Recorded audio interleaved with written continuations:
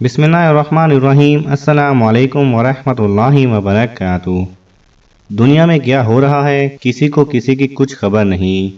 ہم دیکھتے ہیں اس پر یقین نہیں رکھتے اور سنی سنائی باتوں پر یقین کر بیٹھتے ہیں۔ دنیا میں روز عجیب و غریب واقعات رونما ہوتے ہیں کہ ان کو دیکھ کر ہماری زندگی سمٹ جاتی ہے۔ ایسے ہی ایک شخص نے اپنی آنکھوں دیکھے واقعے کو بیان کیا ہے۔ یہ واقعہ ایک میگزین سے لیا گیا ہے۔ ناظرین، پوری اسرار جیت کے سفر میں حیران کن واقعے کے ساتھ ہم ایک بار پھر آپ کی خدمت میں حاضر ہیں۔ کہتے ہیں ایک چھوٹی سی غلطی بڑی بڑی تباہی کاریوں کا سبب بن جاتی ہے۔ کیسے ہماری ذاتی چیزیں ہماری شخصیت کا آئینہ ہوتی ہیں، لیکن آپ کو یہ سن کر حیرت ہوگی کہ ہماری استعمال شدہ اشیاء کا کیسے ہماری شخصیت کے ساتھ ساتھ ہماری قسمت پر بھی گہرا اثر ہوتا ہے۔ ایسے بہت سے واقعات ہوتے ہیں جن کو ماننے سے ہماری عقل بالکل انکاری ہوتی ہے اور یوں کہہ لیں کہ کچھ بھی سمجھ میں نہیں آتا۔ ایک شخص کہتا ہے کہ راستے میں میرے ساتھ بھی کچھ ایسا معاملہ ہوا تھا۔ ایک چھوٹی سی غلطی نے میری تقدیر بدل دی۔ میرے ساتھ بھی ایک ایسا معاملہ ہوا تھا کہ میں دوست کی بہن کی شادی کی شرکت میں اس کے گاؤں گیا تھا۔ وہاں ایک پرسکون جگہ تھی۔ اس کے گاؤں میں میری حیرت کا مرکز یہاں کا ایک عام سا موچی تھا، لیکن آپ کو سن کر حیرت ہوگی کہ اس کی شہرت کی وجہ اس موچی کے ہاتھ کا ہنر نہیں تھا بلکہ کچھ اور ہی تھا، اور اس کی اس پوری اسرار عادت کی وجہ سے لوگ اس موچی سے اپنے جوتے مرمت کروانے آتے تھے۔ مجھے اس سے ملنے کا بے حد شوق ہو گیا اور میں اپنے دوست سے اصرار کرنے لگا مجھے بھی اس موچی سے ملنا ہے۔ آخر کون سا ایسا علم ہے اس کے ہاتھ میں جو لوگ نہ صرف اس کے دیوانے ہیں بلکہ بے حد قدر بھی کرتے ہیں۔ ہم دونوں اس موچی کی دکان کی جانب چل دیے، لیکن میں تو حیران رہ گیا۔ اس موچی کی نہ تو دکان تھی نہ کوئی کارخانہ، محض اس نے درخت کے نیچے اپنا اڈا جما رکھا تھا۔ مختصر اوزاروں پر مبنی ایک چھوٹا سا صندوق اور اس کے خود کے بیٹھنے کے لیے ایک چھوٹا سا خستہ حالت کشن اور پیروں میں نہایت بے سود جوتوں کی جوڑی اس کی ملکیت ہے۔ درخت کی جڑوں کے گرد سیمنٹ کے بنے پکے دھڑے پر اس کی چھوٹی سی دکان تھی۔ شہزاد نے مجھے بتایا اس درخت کی جڑ کو اس موچی کی ملکیت سمجھو۔ گاؤں والوں نے لاکھوں کوشش کی مگر اس موچی نے اس جگہ کو کسی قیمت پر نہ چھوڑا۔ سب کے سب تھک ہار کر بعد آ گئے۔ یہ موچی پچھلے 32 سال سے یہیں اپنا اڈا جمائے ہوئے ہے۔ جب شہزاد یہ سب بتا رہا تھا اس وقت ہم یہاں سے گزر رہے تھے، لیکن اس وقت اصلا موچی اپنے برائے نام دکان میں موجود نہیں تھا۔ مجھے شہزاد نے مزید بتایا اس موچی کی شہرت کی ایک اور بڑی وجہ ہے، اور وہ یہ کہ اصلا موچی کسی کا جوتا اپنے ہاتھ میں لے کر اس کے آنے والے کل کا حال بتا سکتا ہے اور اسے آنے والی کسی مصیبت سے آگاہ کر دیتا ہے تاکہ وہ اس مصیبت سے کچھ حد تک بچ سکے۔ اب میرا تجسس اور بڑھ رہا تھا اور میرا دل چاہ رہا تھا کہ کسی بھی طرح اس موچی سے بات چیت کروں، لیکن وہ اس وقت وہاں موجود نہ تھا۔ ہم یہاں شہزاد کی والدہ کے جوتے مرمت کروانے آئے تھے۔ ہم اسی درخت کے تڑے پر انتظار کرنے کے لیے بیٹھ گئے۔ اس دوران میں نے شہزاد سے پوچھا یہ کیسا علم ہے اس کے پاس، اور اگر وہ موچی ہے وہ اس علم کا اس قدر گہرا مالک کیسے بن گیا؟ مجھے بتایا گیا کہ آج سے تقریباً 35 سال پہلے اس موچی نے اس درخت کی جڑ کے قریب درخت کے چھاؤں سے فائدہ اٹھانے کے لیے یہاں پر بیٹھنا شروع کر دیا۔ وہ یہاں پر بیٹھ کر لوگوں کے جوتے مرمت کرتا تھا، لیکن گاؤں میں اور بھی موچی تھے، اس لیے اس کے پاس کام بہت کم آتا تھا۔ کبھی کبھی تو سارا دن خالی گزر جاتا۔ ایک دن شام ہونے کو آ گئی تھی، اس کے پاس سارے دن میں ایک بھی جوتا مرمت ہونے کو نہ آیا۔ قریب ہی تھا کہ وہ اپنے گھر خالی ہاتھ لوٹ جاتا۔ اسی وقت میں اس کے پاس ایک بوڑھی عورت اپنا جوتا مرمت کرنے کو آئی۔ وہ بہت غریب تھی، کپڑوں پر جگہ جگہ پیوند لگے تھے، ننگے پاؤں کھڑی تھی اور اپنے جوتے اپنے ہاتھ میں تھام رکھے تھے۔ اسلم کے قریب آ کر کہنے لگی، بیٹا کیا تم میرا جوتا سلائی کر دو گے؟ اسلم نے نہایت ہی احترام کے ساتھ کہا، کیوں نہیں ماں جی، لیکن وہ بڑھیا ایک دم بولی، مگر میرے پاس تم کو دینے کے لیے پیسے نہیں۔ گاؤں کے سب موچیوں نے میرے جوتے مفت میں مرمت کرنے سے انکار کر دیا۔ اسلم نے سامان زمین پر بچھاتے ہوئے اس بوڑھی کو احترام سے پاس بٹھایا اور کہا، ماں جی بیٹے کہیں اپنی ماں سے پیسے لیتے ہیں کیا؟ لاؤ میں تمہارے جوتے مرمت کر دوں۔ یہ کہہ کر اسلم نے جوتے جو کہ بے حد کیچڑ زدہ تھے، اسلم نے جوتے اٹھا کر اپنے ہاتھ میں لیے۔ وہ بوڑھی کچھ لمحے خاموش رہنے کے بعد بولی، مجھے لگتا ہے اس جوتوں کا صحیح حقدار مجھے آج مل گیا ہے۔ بوڑھی کے الفاظ سن کر اسلم چونک پڑا۔ اس نے دل میں سوچا، اتنے بوسیدہ جوتوں کو ابھی کسی کی ملکیت ہونا چاہیے۔ خیر وہ اماں کے احترام میں چپ کر گیا اور خاموشی سے اس کی باتیں سننے لگا۔ بڑھیا نے اپنی بوسیدہ قمیض کی جیب میں سے ایک حقیقی انگوٹھی نکالی اور اسلم کو دے دی۔ آہستہ آہستہ ساتھ ہی ساتھ اس نے کچھ بڑبڑانا شروع کر دیا، جیسے کچھ پڑھ رہی ہو۔ پھر اٹھی اور اس درخت کے گرد ایک دائرہ کھینچ کر کہنے لگی، لو بیٹا، آج سے میرا سارا علم تمہارا ہوا۔ تم جب بھی یہاں بیٹھ کر کام کرو گے اور ان جوتوں کو پہلے رکھنا اور اس انگوٹھی کو بھی۔ اس کے بعد وہ بوڑھی اسلم کے پاس سے چلی گئی۔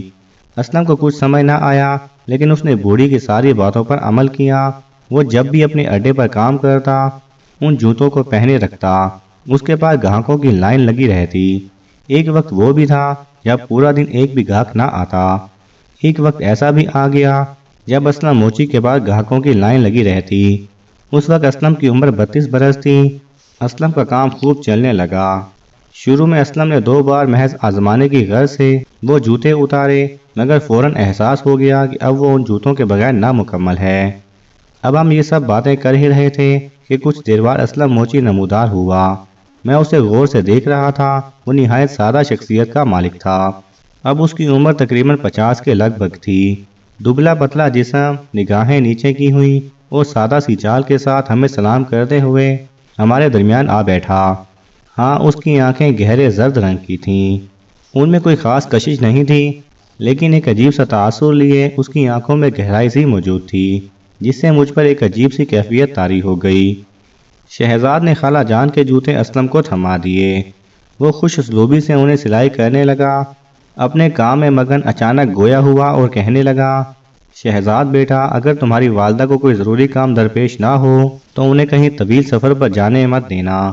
شہزاد نے حیرت سے پوچھا کہ ایسا کیا معلوم ہوا آپ کو؟ اسلم موچی نے جواب دیا کہ ایک خطرہ ہے، وہ بھی موت کا خطرہ، کہ اگر تم احتیاط کرو تو مصیبت سے بچا جا سکتا ہے۔ دراصل موچی کسی کے بھی جوتوں کو ہاتھ لگا کر اس کے ماضی اور مستقبل کو بھانپ سکتا تھا، اور یہ پر اسرار علم تھا جو بڑھیا اسے دے کر گئی تھی۔ جوتے لے کر گھر واپس لوٹے تو پتہ چلا کہ کچھ دور کے رشتہ داروں نے اعتراض کیا ہے کہ اگر شہزاد کی والدہ شادی کا دعوت نامہ خود دینے نہیں آئے گی تو ہم شادی میں شرکت نہیں کریں گے۔ لیکن ہونی کو کون ٹال سکتا ہے؟ لاکھ کوششوں کے باوجود خالہ جان کو دوسرے شہر جانا پڑ گیا، اور راستے میں بس کو ایک حادثہ پیش آ گیا اور بس کھائی میں جا کر گر گئی اور خالہ جان کا انتقال ہو گیا۔ ان کا ہنستا بستا گھر موت کے ماتم میں تبدیل ہو گیا۔ میری تو عقل معکوف ہو کر رہ گئی تھی کہ کیسے ایک شخص جوتوں کو ہاتھ لگا کر یہ بتا سکتا ہے کہ ان جوتوں کو پہننے والے کے ساتھ کیا معاملہ پیش ہوگا۔ کچھ دنوں کے بعد سادگی سے شادی ہو گئی۔ اب میں نے واپس اپنے گھر جانے کا ارادہ کیا۔ شہزاد مجھے گاؤں کی سیر کروا رہا تھا۔ اچانک میرا جوتا ٹوٹ گیا اور ہم سلائی کروانے کے لیے اسے اسلم موچی کے پاس لے گئے۔ اسلم بھائی نے میرے جوتے سلائی کرتے کرتے مسکرانا شروع کر دیا اور کہنے لگا، مجھے کچھ وقت لگے گا اور کچھ دیر بعد لے لینا۔ پھر کچھ دیر بعد مجھے مخاطب کر کے بولا، واہ بھائی، تم قسمت کے تو بڑے دھنی ہو، آنے والے چند سالوں میں تم بلندیوں کو چھوؤ گے۔ میں حیران تھا، حالانکہ میں اس کی پیشن گوئی کا ثبوت اپنی آنکھوں سے دیکھ چکا تھا، پھر بھی میرے یقین میں کچھ کمی سی تھی۔ خیر، ہم سامان سمیٹے اور واپسی کی تیاری کرنے لگے۔ گھر کو واپس چلے گئے۔ شام کو میری واپسی کی ٹرین تھی۔ اب جوتا لینے برکت کی دکان پر پہنچے، لیکن اسلم موچی وہاں نہ تھا۔ اس کے شاگرد نے مجھے جوتا دینے سے منع کر دیا کہ وہ خود آ کر دیں گے، لیکن ٹرین کا وقت نکلا جا رہا تھا۔ میں اسے سر دینے لگا تو شاگرد نے 3 جوڑے میرے سامنے رکھے اور کہنے لگا، تو میں نے اپنا جوتے کی پہچان کی اور گھر لے آیا۔ گھر واپس پہنچا ہی تھا کہ جرمنی جانے کا انتظام ہو گیا۔ اسلم کے کہے الفاظوں کو زینہ بنا ہے، میں بلندیوں کے خواب دیکھتا ہوا جرمنی پہنچ گیا، لیکن میری قسمت نے اپنا پاسا پلٹ لیا۔ کچھ ہی دن گزرے تھے، حادثے کی بنا پر مجھے جیل ہو گئی، اور وہ بھی 5 سال کے لیے۔ اس دوران مجھے بے حد تکلیفوں سے گزرنا پڑا۔ ہر لمحہ میں نے رو رو کر گزارا۔ ہر رات مجھے موت جیسی لگتی۔ میں ہر وقت دل ہی دل میں اسلم کو کوستا رہتا، اور میں سوچتا جس دن میں یہاں سے چھوٹ گیا سیدھا اس کے پاس جاؤں گا اور اس کا گریبان پکڑ کر اسے برکت کے گرد گھسیٹ دوں گا۔ بالآخر وہ قیامت خیز 5 سال ختم ہو گئے، اور میں اپنے دلی عہد کے مطابق واپس وطن پہنچتے ہی سیدھا اسلم کے پاس پہنچا۔ اسے دیکھ کر میری آنکھوں سے خون کے آنسو نکل آئے۔ وہ بھی مجھے جیسے اب بھانپ گیا تھا۔ چونک کر کھڑا ہو گیا، اس کا گریبان پکڑ لیا اور اس پر چلانے لگا، اور اسی کیفیت میں سارا واقعہ سنا ڈالا۔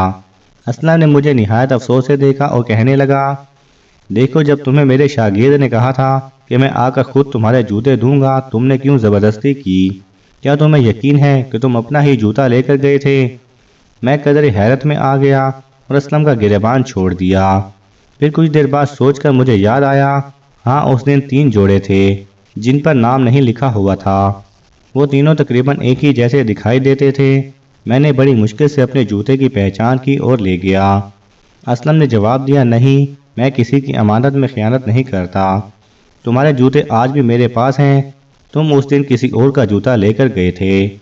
نام میں نے تمہارے نام کے تقدس میں نہیں لکھا تھا۔ تمہارا نام عبداللہ ہے اور باقی دونوں کے عبد الرحمن عبد المجید تھا۔